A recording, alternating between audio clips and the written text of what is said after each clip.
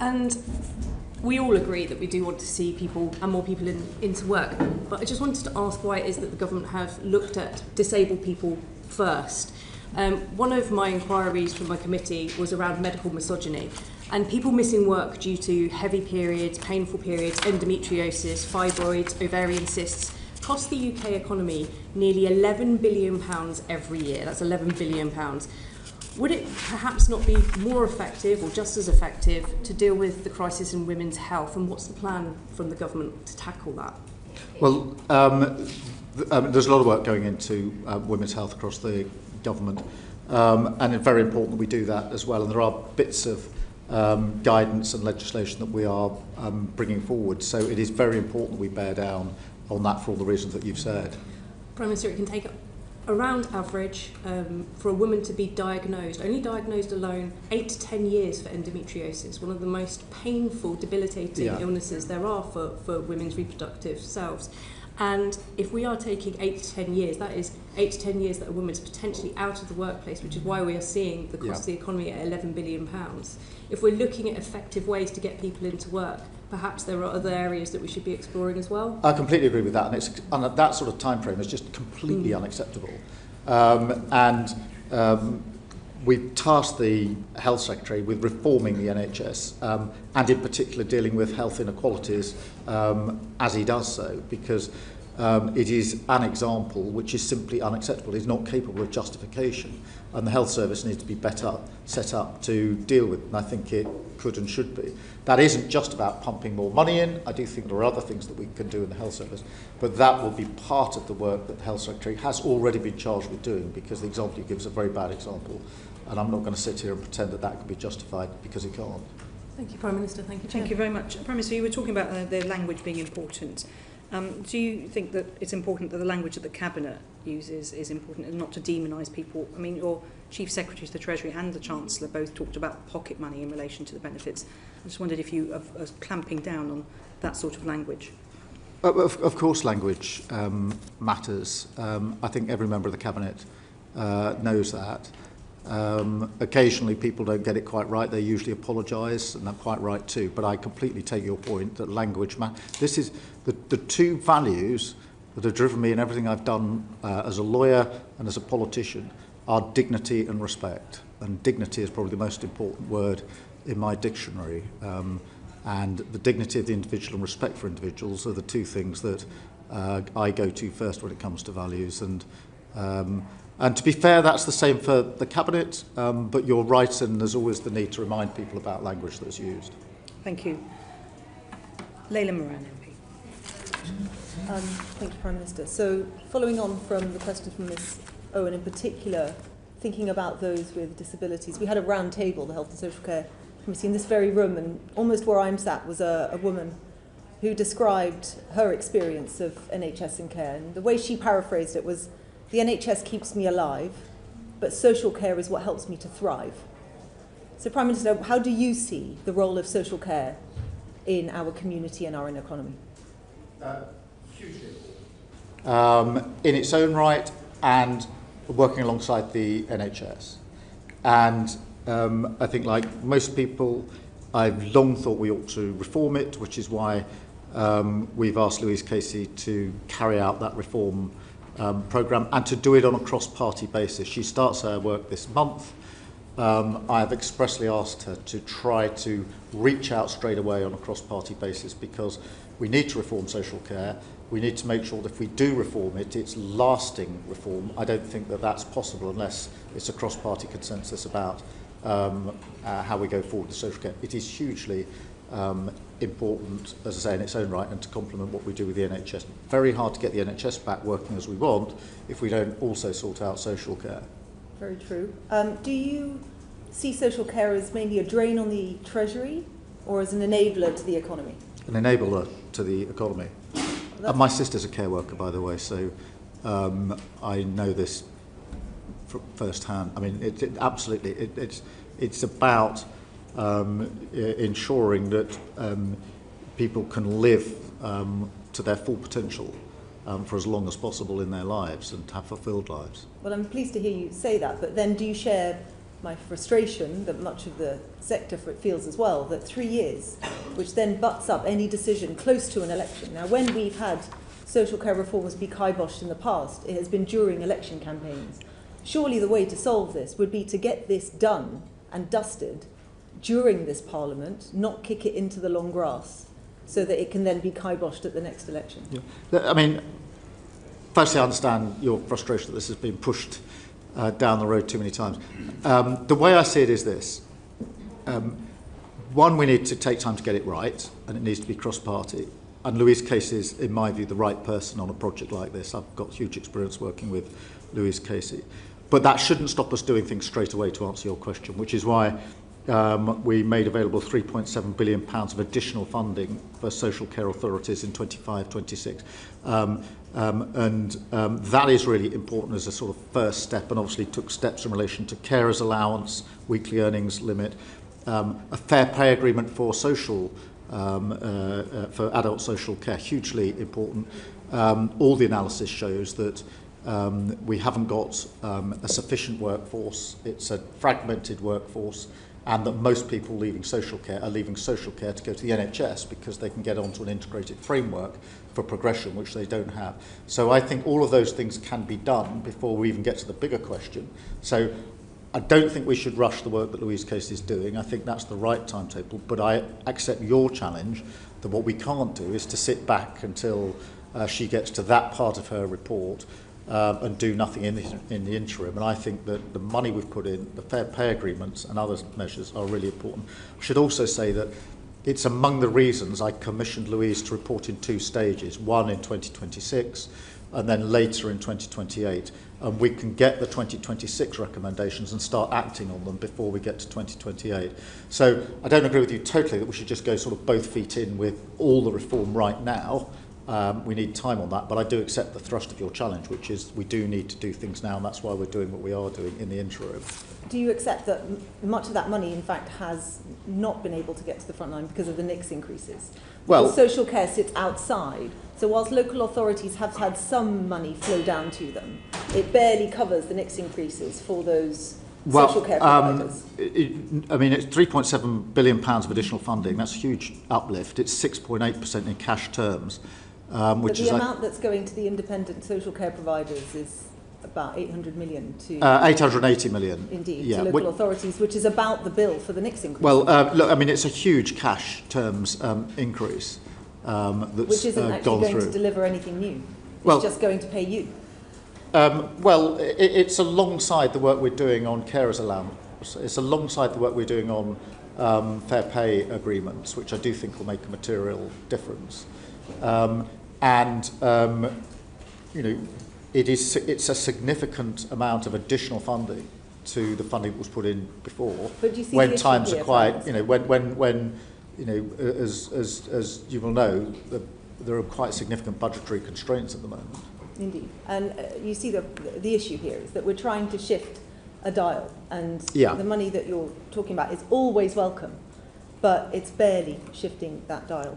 Do you recognise that there is a cost to not reforming the system as well, both to human costs but also to getting people in work and keeping them in work? Yes, that's why I want to reform the system, absolutely. Because we are currently looking at this as a committee, but are surprised to find that the government has barely looked at it from that lens. So perhaps an undertaking from you to look at it through that lens would help the Treasury to see what you and I clearly both see, which is that social care is worth investing in. Yeah, I've always approached this on the basis that the health service and social care are important for physical mental health and the support that people need throughout their lives, but they're also hugely important to the economy for reasons we just rehearsed in other answers, but the obvious, which is the longer people are unable to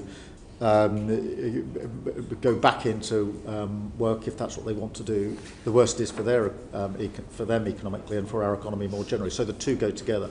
And when we set out our plan for change, the number one mission was economic growth, but all the others, to my mind, ladder up to that, including what we're doing on health and social care.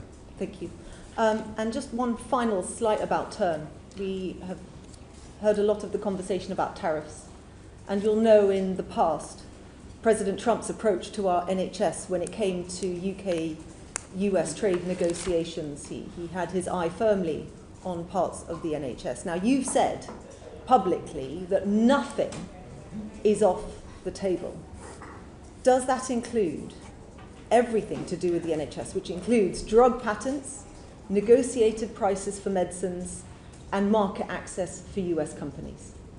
Well, I've been very protective of the approach we take the NHS in any dealings with any other country, because it is our greatest asset and we are not trading it away. And that's the approach that I take here. Including all the areas I've just mentioned? Well, including the data that we hold, which is private information. It must be held securely.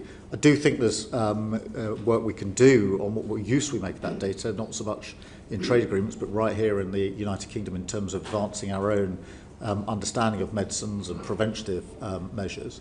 But I take a protective approach when it comes to the NHS. Thank you. Chair. Prime Minister, it seemed when you were responding to Ms Moran's questions about the Casey review that you're indicating that there's going to be some announcement or change introduced in 2026 in relation to social care. Did I hear you right? You did, and I'm just checking my notes because what the timetable we've set is for the report to be in, or for her work to be in two parts. And the first part is 2026, the second is 2028. And it's just double check you those. seem to indicate that you'd be moving faster on that first part in response to Ms Moran. Is that right? Yes. Yeah, I mean, Louise is starting her work this month. I've asked her to do her work in two stages. The second of the stages is what are the major reforms that are needed and therefore the cross-party work that needs to be done. The first part is what are the deliverable changes that we can do right here, right now, without waiting for the wider reform. Yep, right. I'm as sure as I can be, but I can't find the right page of my note, that's 2026. So I'm going to go for 2026. For the first part of the report. Well, if I'm wrong about that, I will write to you straight away. But it is to deal with this point, which is a good point, which is let's not just wait till 2028 and get towards an election and find there are problems along the way. Let's bank some of these changes as we go forward. And that's why I split it into two parts, so that we will get part one as a foundational stone to build on. And also, in the exchange, you were talking about the national insurance contributions, particularly to support care workers, but local authorities and others are not getting enough extra money to pay for those employer national insurance contributions that's coming out of their core budget. Are you going to revisit that at all? Well, as I say, I think the figure, again, it's not quite in front of me, is £880 million extra towards this aspect, which is adequate. I mean, we'll always have a look at what's adequate, but that's precisely why it was put there, and it is much more funding they've had to date. Yeah, but it's just about making, if each individual care worker needs to have their national insurance paid for, and indeed others, if it's not enough to cover that, then that comes out of core budgets. Yes, I mean, but it's additional money that's been put in,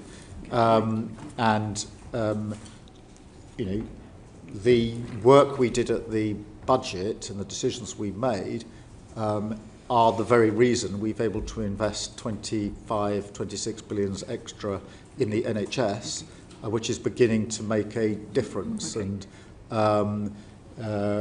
that's a question of political priorities. And I'm glad that we put the money in the NHS, because I think that's the place it should be. Well, there's always a trick, not a trick exactly, but government promises something, it makes a change, and then the public sector isn't always funded to cover it. So there's a gap there, I think. Yeah, I appreciate that. Which is important to acknowledge. Sir Geoffrey Clifton-Brown. Prime Minister, your welcome announcement on the abolition of NHS England gives a real opportunity to reset the finances of the NHS. Given that in recent years the health budget has gone up by 20%, but the primary care budget's only gone up by 10%, can I test some of your aspirations for local health provision, which is things that people really care about because it's very close to their lives? So can I start with health prevention, which will keep people healthier for longer and keep people out of expensive hospitals? The public health grant has gone down in recent years. We spend a pretty small amount on health prevention compared to the total health budget. What can be done about that? Well, look, I'm committed to prevention. I mean, I think if we're going to take on the challenge of health going forward, then three things have to happen. We're going to need to go to a preventative model. We need to go to a model which is more community-based, so that it isn't the hospital that most people have to go to for healthcare. We have to make much greater use of technology and AI, coming back to the conversation we had. But prevention has to be a large part of that. And I want to see more done on prevention, not less.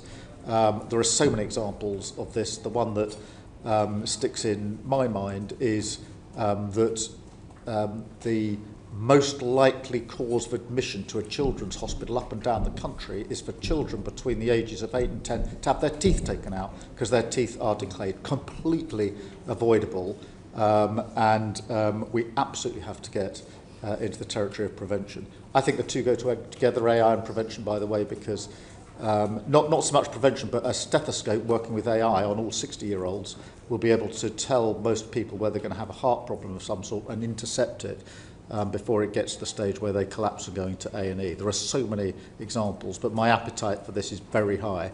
One, because I think it's the right thing to do. Two, with all the, I don't think as we live longer have more health conditions, and living longer is a good thing. We sometimes talk of it as a great burden. It's a good thing, but we can't just pump more money into the top of the silo of the NHS to service that. We've got to change the way the NHS delivers. Right, very briefly, dentistry, you opened it up. 24% of 5-year-olds have got signs of tooth decay at the moment. The major cause of hospital for not 5 to 9-year-olds is through dentistry problems. Our recent committee found that and was told by a senior health official that the dental contract is not fit for purpose and needs starting again. What more can be done to transform dental services, particularly in the southwest, where my constituency is, where they're dire? Firstly, I mean, this is such an important issue.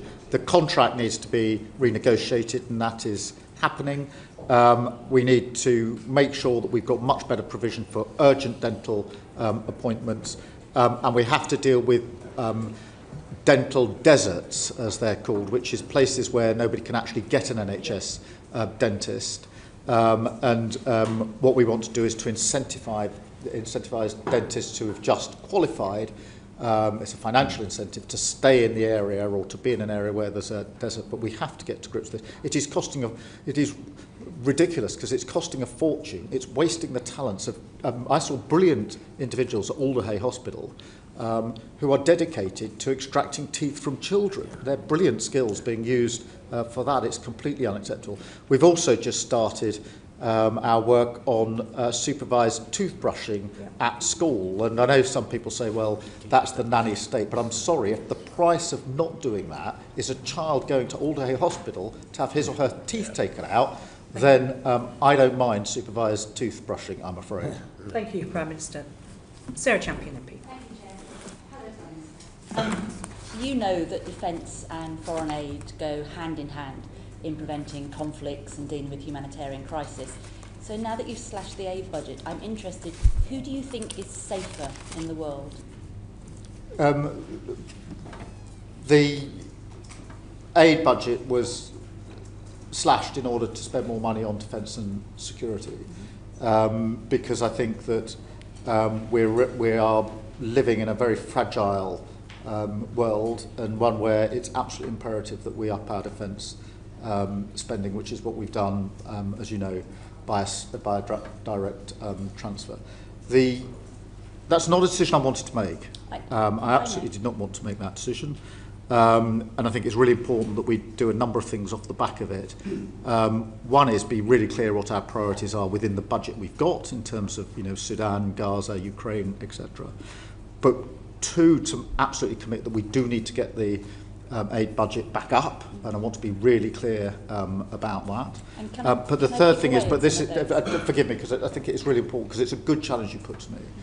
I don't think we can sit back as a government and say that until we can get the aid budget back up again, we don't do anything. And that's why I've had active discussions with the World Bank, other institutions, other countries, and the private sector about how we can leverage aid financing in a different way using the private sector, how we can better coordinate and cooperate with other countries. You will know this firsthand, but the amount of money that goes into some countries or capacity and not into other countries. And there are like-minded individuals, world leaders that I've spoken to, who are up for a really in-depth discussion about how we do this differently in the interim, which I think is a good thing, and I would like to actually work with you on that. Let me focus on you and your vision. The Centre for Global Development and Save the Children have done quite detailed analysis on the cuts that you've made, and basically you'll have to axe all bilateral support for education, water sanitation, nutrition, sexual and maternal health, and support for women and girls. So you spoke about your vision. I'm not sure what's left, but what is your vision for development going forward? I think it's hugely important for countries that we want to, and it's in our own interest to work with in relation to our priorities. We haven't yet gone through the priorities, so exactly what we will be able to do and what we won't be able to do will be set out in due course, but we're working through that. What's the vision? What do you want to do? So if you were starting with a blank canvas, we understand the financial constraints. What is your vision for development? Well, a healthier, thriving world where we reduce conflict and tension and corruption and ill health is the intention. Obviously, what I have to do is to balance that within the resource that we've got, and at the same time recognise that we're in a new era when it comes to defence and security in Europe. When I say we're in a new era for defence and security, that isn't just words. That is and I think around the country people really understand we're in a much more volatile position we've been in for a long time. Old assumptions about our defence and security, which have kept the peace for 80 years, are not as solid as they once appeared, and it is my job to ensure my number one responsibility is the security and safety of this country. And I firmly believe the only way to do that is to ensure that NATO, which has been the cornerstone of that for 80 years, is the cornerstone for decades to come. The only way to ensure that that's the case is to ensure the European element of defence and security is rebalanced against the US to ensure that strategically we ensure that NATO lasts for many, many years to come. And that's why I've given it such a priority, because it is, we're at a very important point in our histories, in my view. Thank you. Another cornerstone, I would argue, Prime Minister, is international law. I'm not a lawyer, but it feels to many that Israel is acting without any accountability towards international law. You are a lawyer and our Prime Minister, so can you please tell us how the UK will comply with the International Court of Justice's legal opinion on Israel's illegal occupation of Palestine, and can you outline how the UK will implement our legal obligations under the UN General Assembly resolution? Yeah, look, I mean, I was an international lawyer. I think that marks me down, not up. But of course I believe in international law, and I accept it underpins everything we do bilaterally and multilaterally. So what are we doing to hold countries to account? Sorry? What are we doing to hold countries to account? Well, we are members of various courts and institutions, and that is one way of holding countries to account. But we also hold countries to account bilaterally in the discussions that we have at whatever level, whether that's leader to leader, whether that's foreign secretary to foreign secretary. We are critical of Russia as the aggressor in Ukraine because it's in breach of the UN Charter. That is a rules-based system. It is the basis of our criticism. It's the reason that almost all allies across the world, particularly in Europe, are putting in the amount of money they are, because Russia is the aggressor, and it's a rules-based system. And Israel and the occupation of Palestine? Well, again, I think the occupation is unlawful. We've said that, or that's been long-standing government policy. In fact, in fairness, the last government as well. We are members of the international institutions. I've spoken to many humanitarian workers around the world who feel that Israel isn't being held to account, particularly when it comes to international humanitarian law. So will we be pushing for an inquiry into the 15 humanitarian workers that were killed on the 23rd? Oh, I mean, there's got to be an investigation into that. And we have to be absolutely clear. that we're not just talking about that isolated incident. There hasn't been enough aid getting into Gaza at speed and at pace for a very long time. The resumption of hostilities is the wrong thing, in my view. We need to get back to a ceasefire. We need to get aid in. We need to get the hostages out. And we need to put our foot in the door for a process, however remote it may seem today, towards a two-state solution, which is, to my view, the only way of guaranteeing peace in the long term. And I do appreciate that may seem a long way off at the moment. My final question, if I may. I'm interested that you've decoupled aid from the ODA commitments. If the Chancellor's right and GNI goes up, and indeed if the Home Office is right and they're able to get down the refugees who are in hotels in this country, will the aid budget go up as a consequence of this? Well, firstly, I'm absolutely determined to get the hotel bill down wherever it falls, and it shouldn't be falling where it's falling at the moment. Exactly. So it needs to come down. It shouldn't fall where it's falling. I'm not going to make a commitment to exactly what path we'll take to get aid spending back up again, but I can tell you that that's what I want to do, because I do believe in what we've done with our aid and development for many years, and therefore that is where we want to get back to. But I don't want to wait until we get to that point. I want to act now to find other ways of doing what we need to do on aid and development with other partners, partner countries, the private sector and institutions. And there's an appetite for this because other countries are in the same position as us when it comes to budgetary constraints, so they want this discussion. Thank you. Thank you very much, Prime Minister. Thank you. Tandesi MP. Thank you, Chair. Good afternoon, Prime Minister. Since Putin's illegal invasion of Ukraine and the thousands of North Korean troops that came to help Russia invade Ukraine, now President Zelensky has confirmed that 2 Chinese citizens have been captured by Ukraine's military fighting for Russia. What would your message be to the Chinese president? I've only just seen the development of this. I haven't had the opportunity to take advice from my own intelligence and security advisors. I haven't had the opportunity to talk to President Zelensky about it. So I'll very happily provide you with an answer, but if you'll forgive me, I just want to make sure that we've got to the bottom of what we actually think has happened here before giving a definitive answer here. I will obviously be taking intelligence and security advice on it. We will obviously be talking to the Ukrainians about it. Okay, thank you. Since you last appeared before the committee, Prime Minister, there's a new administration now in the White House with very different defence and economic priorities, which has certainly disrupted the status quo and has considerable defence and national security implications for our country. Now, you recently announced an increase in defence spending, but given the raised real threats that we as a nation face, will that be enough, especially given the geopolitical earthquake, with the US effectively saying that European nations, more or less, have to fend for themselves? Well, let me unpack that, because there's 2 or 3 strands to it, all of which are important. Firstly, the commitment to 2.5% by 27-28 is the highest sustained increase since the Cold War, so it is a significant increase in spending, and then on to 3% in the next Parliament, in accordance with fiscal circumstances and, of course, general circumstances. I do think that's the adequate response at the moment, but in relation to the second part of your question, I think it is right that Europe hasn't done enough in its own security and defence for some time.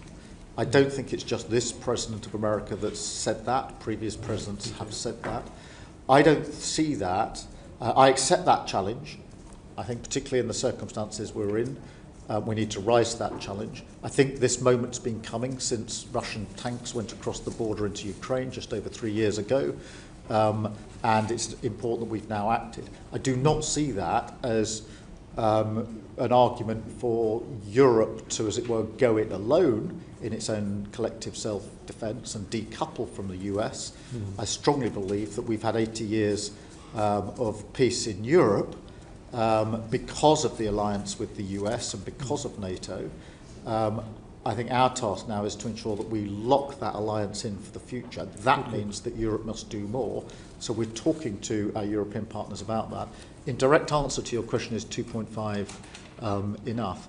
I think there are lessons from Ukraine we need to learn with our European partners. One is better coordination of our capabilities, because many European allies have made capability available to Ukraine, but actually it's not been as easy as you might think for Ukraine to make the best use of that capability, because we haven't coordinated in the past in what we're doing. And we need to think carefully about how, if we're all increasing defence spending, we do that as a group of countries in the most effective way. That's a live discussion that's going on at the moment, which goes beyond the pure question of percentages. Good. Prime Minister, we of course need to work with our allies, especially in Europe, and you have done a great deal of work with respect to that. But what have you done to ensure that UK defence companies are not elbowed out of the EU's 150 billion euro defence fund and subsequent contracts? Well, firstly, we should welcome the Defence Fund. That is a significant step forward by the EU and, to my mind, some real leadership on that issue. As you know, third countries are not locked out of it. It depends on defence and security arrangements with the EU, and therefore I do think there is a way for us to work with the EU on this issue. So I've welcomed it. I want to work with the EU on it. It is very important that our defence companies are involved. We've got some of the best capability in this country, and we need to ensure that they're able to be an essential element of this. Yeah, well, we are definitely at a very pivotal moment for our collective defence and security in our continent. But do you agree that now is not the time for European nations to be prioritising fisheries over defence, and that now is a time for unity and solidarity? Now you're tempting me to get into it. I think that we can have a much better relationship with our EU partners on defence, on security, on energy, on trade and our economy, and I'm determined that we will be ambitious in what we're trying to seek. Of course, there are issues such as fisheries, which are important to any discussions. They necessarily, because of the nature of the agreement that was signed by Boris Johnson, that you have to visit this periodically in any event. But one of the things I said at the beginning of this process was that I think the best way to make progress in our discussions is not to do it through what I call megaphone diplomacy, where we all go to the papers or the media and shout about things that may or may not be frustrating. So I do think we can make some real progress on these issues, but I'm not going to be tempted into sort of inflammatory language, which will make it harder, not easier. Agreed, without mentioning any nations. But lastly, you've done a great deal of work on the International Reassurance Force, a coalition of the willing. Now, how many British forces will be involved in that, and will there be a US backstop?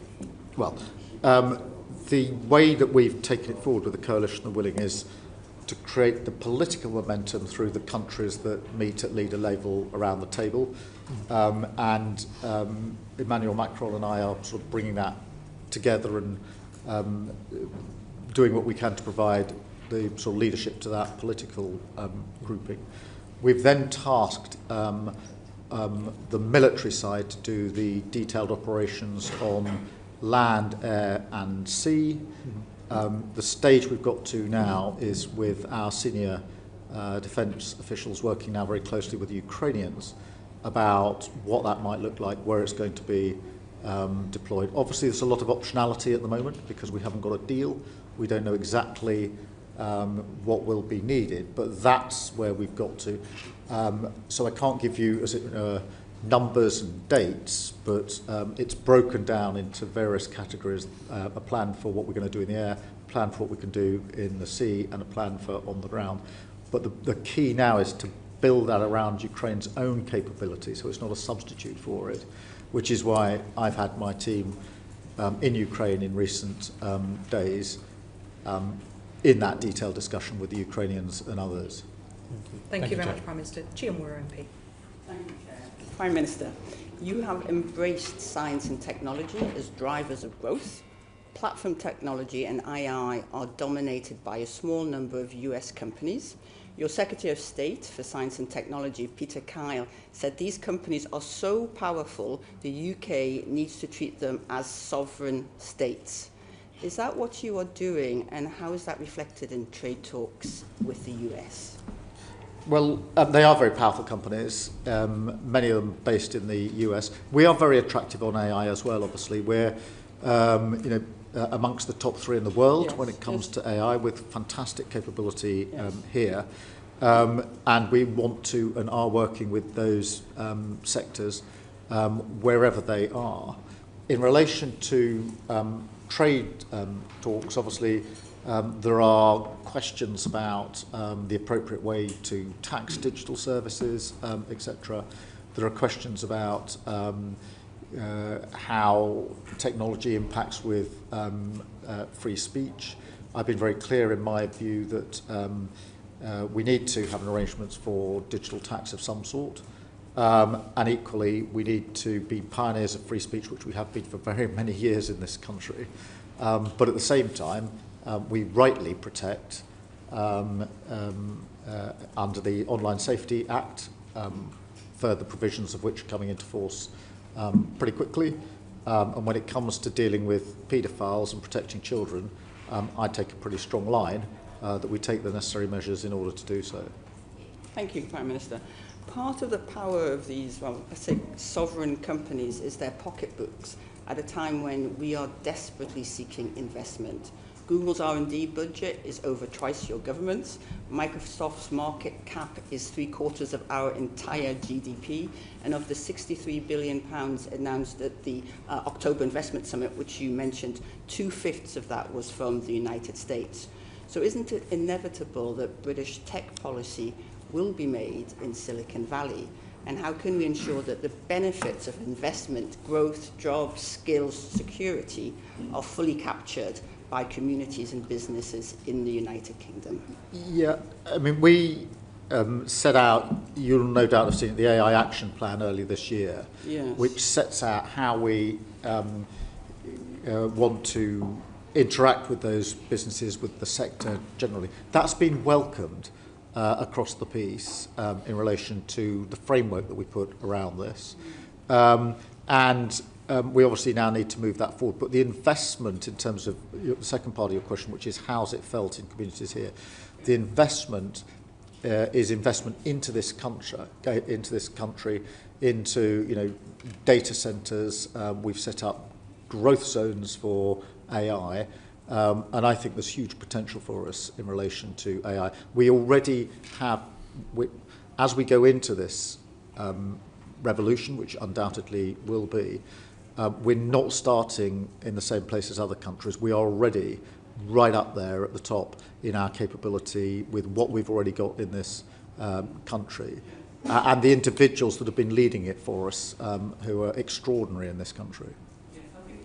It's clear, Prime Minister, that we have huge strengths when it comes to AI. I think my question was more around the investment and our sovereignty over the impacts of the investment, given that we do not have control or the funding for that investment, given that those investment decisions are not being made in the UK.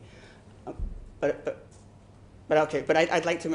I'll move on now to the summer riots, which followed the misinformation of the terrible Southport attack, and which was amplified by TikTok, Facebook, and X, as well as by Russian bot networks.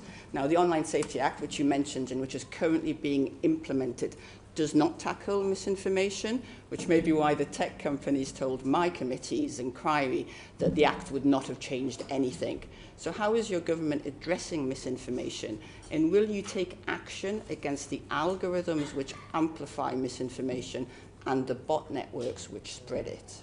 Well, in relation to the information that was being put online in the immediate aftermath of the Southport murders,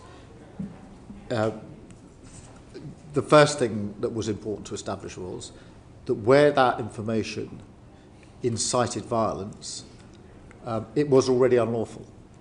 And there was a sense among some people that somehow online was a law-free zone. And I think it's very important that we established the principle that it's not, and therefore where people incite, action can be taken against them. In relation to misinformation, obviously there were provisions that were being argued about here in relation to the online safety, then bill, now act, which didn't make their way into the act, and we need to look at what we can do. Obviously, gauging what is information, what's misinformation is always difficult to police, and we have to be proportionate about how we do it. The deliberate spreading of false information, disinformation, threatens our security and our democracy. China spends between 8 and 10 billion pounds a year on information operations. Russia spends about half that. What are we spending to counter state-backed online disinformation? And do we have the powers to effectively enforce regulations on global platforms? On state actors, we do bear down on it, and it is amongst the things we look at when we're looking at our security work. As to exactly how much, I don't know off the top of my head what that is, but I'm very happy to write to you or to write to the committee, whichever is appropriate, with more information in relation to that. Thank you. And finally, in a one-word answer, it's in a changing world, sovereign capability is reassuring, and it ensures that we develop the requisite homegrown skills. But we don't have a sovereign foundational AI capability. Can we defend ourselves without one? Yes or no? Yes, we can. Of course we can. But we should always be ambitious about what else we can do. Thank you very much. Tonia Antonazzi, MP. Prime Minister, in the government's plan for change, national security is described quite rightly as the first duty of government. But as you know, defining national security, making judgments about national security isn't always straightforward. For 28 years, the family of Sean Brown has been seeking truth and justice in relation to his murder. The coroner couldn't move on last year, Prime Minister, because material was being withheld on grounds of national security. I've met Mrs. Brown and her daughters. They showed me 56 pages of blocked out text, but not one word on any of them, Prime Minister. The coroner has said there should be a public inquiry.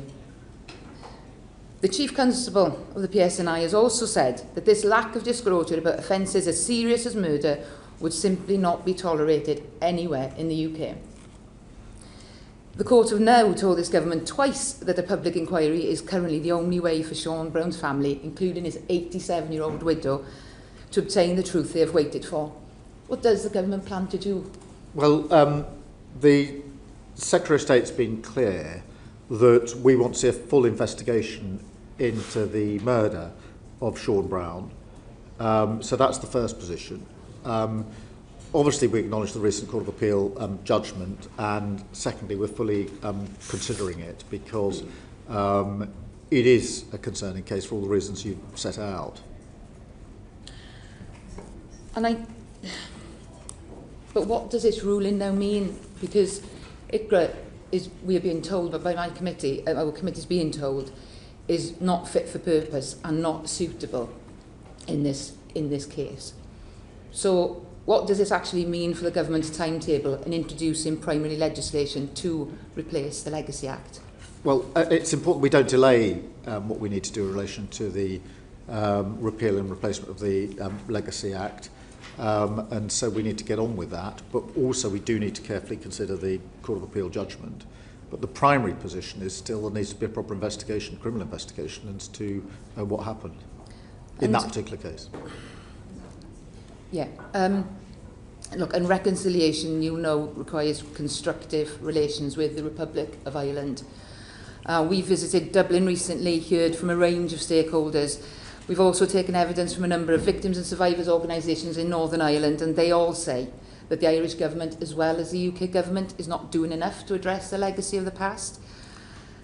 I are you able to tell us what the government is doing, to work with the Irish government to develop these new mechanisms that are needed to address the past? And do you believe that the current work and the pace of work is actually adequate and good enough? Well, firstly, let me acknowledge the what you're saying. I mean, as you know, I worked in Northern Ireland for 5 years, and therefore I know firsthand how acutely these issues are felt in all communities, and how important it is for us to build trust and confidence in what is undoubtedly a really difficult part of the process. My years in Northern Ireland were very formative for me personally, and matter hugely to me. In relation to the second part of your question, it is really important that we work very closely with the Republic of Ireland. Of course it is. We have, I think, got relations between the UK and Ireland into a much better position now than they've been for many years. We had a summit a few months ago where we set out our ambition for how much further we could take this. Amongst the things we discussed were this very issue in terms of areas in which we need to work more closely together, and I remain committed to that. Okay, and the Independent Commission on Reconciliation and Information Recovery, ICRA, you know, their remit and structure, do you envisage it changing in the way that the Chief Commissioner, Sir Declan Morgan, seems to advocate, and you know, which will then include direct participation by the Republic of Ireland? Well, I mean, this is what the Secretary of State for Northern Ireland is currently engaged on. I know firsthand that it must have the confidence of victims in particular if we're to make real progress, and therefore we'll continue to work on the basis of trying to get that confidence into the work that we're doing. But the Secretary of State of Northern Ireland is working very hard and actively engaged in it, and is well respected, our Secretary of State for Northern Ireland, and that's amongst the reasons I appointed him into that post when he was shadow, and then reappointed him as the Secretary of State when we won the election. Okay, thank you, Chair. Thank you very much, Ms Antonazzi. Prime Minister, our colleagues on the Joint Committee on Human Rights, like you, I'm sure, are concerned about, well, like all of us, the instances of foreign governments moving beyond their borders to take action and persecute people in the UK. Obviously, we've had the Hong Kong authorities targeting individuals, the shocking situation with Yulia Skripal and Sergei Skripal in Salisbury in 2018, and activity by Iran persecuting journalists here in the UK. I just wanted to ask you if the UK, how you're planning to address transnational repression practice, particularly when you're having diplomatic meetings with some of the countries where this is perpetrated. Well, firstly, you highlight a really important issue, which is state action in this country, which is growing, and state-based threats. And we need to be aware that that is growing. And I can assure the committee it is an important strand of the work that we are doing on defence and security all of the time now. It is constantly raised in international discussions that we have for very obvious reasons, but it is a serious threat. I think we generally underestimate that threat, and it's very important that we're alive to it. And the government is reviewing its approach, or the UK's approach to transnational repression. When are you planning to publish that review? And if you don't know, perhaps you could write to us. I don't know off the top of my head, but I mean, I'll again make sure I find out and send through the details to the committee so that you've got it. Thank you. I think, yes, if you write to us, but also the Joint Committee on Human Rights. Well, yeah, well, I mean, I can either write to you or to them or to both. That's fine. And Prime Minister, you might be aware that this House has hosted members of the UK Youth Parliament yes. in the Chamber. They recently had their annual sitting. It's made up of more than 300 young people aged between 11 and 18, so we all got to watch for our jobs, I think, as seeing what they did on the day. They came here and we caught up with them. I should perhaps put an advert in for our podcast, Committee Corridor. I'm sure it's your top listening material, Prime Minister. But maybe that could be part of your preparation next time. And we asked them what question they would put to you if they were here. So let me ask you what they wanted to ask, which is that they were highlighting the fact that the government promised as an election in the manifesto to lower the voting age to 16, but that's for, of course, for UK Parliament elections and local elections in England and Northern Ireland. Of course, in Scotland it's there already. The commitment wasn't included in the King's speech. So they want to know, Prime Minister, when might they see legislation coming forward on this issue? We will definitely get it done. It's a manifesto commitment and we intend to honour it. I think that if you're old enough to go out to work, if you're old enough to pay your taxes, then you are entitled to have a say on how your taxes are spent. And also we do have voting at a younger age in different parts of the United Kingdom, and the sky didn't fall in. It's a commitment we made, it's a commitment we intend to keep. Okay, so you're trusting 16-year-olds with that, and they also wanted to know whether you think there should be more political education. Certainly that's something they wanted to see in order, if they're voting at 16, to be well educated in making their decisions as a voter. Yeah, I would term it as sort of more education about, citizenship, rather than sort of pure political indoctrination, but citizenship, and how the state works, how you participate in it, what the institutions and structures are. And I'm very pleased to see that that is part of the curriculum. And I think it's important that everybody learns about citizenship. So, and of course, there's a curriculum review going on with the Secretary of State for Education. So you're leaning into seeing more political education. Can I read that from what you said? I don't want to preempt the outcome of that review, but there is a review going on. You're absolutely right about that. Okay. Well, Prime Minister, can I thank you very much indeed for coming today. And to those who are listening or watching, there is a transcript which will be available on the website uncorrected in the next couple of days for those who want to pore over every word the Prime Minister has said today. And we hope, Prime Minister, that you get a bit of a break over the Easter weekend, especially in the middle of all the major challenges going on around the world. And I think it's fair to say that all of us wish you all the best in negotiations over tariffs and the big global economic shocks that we've been facing this week. Thank you. And I appreciate that. Thank you to the committee.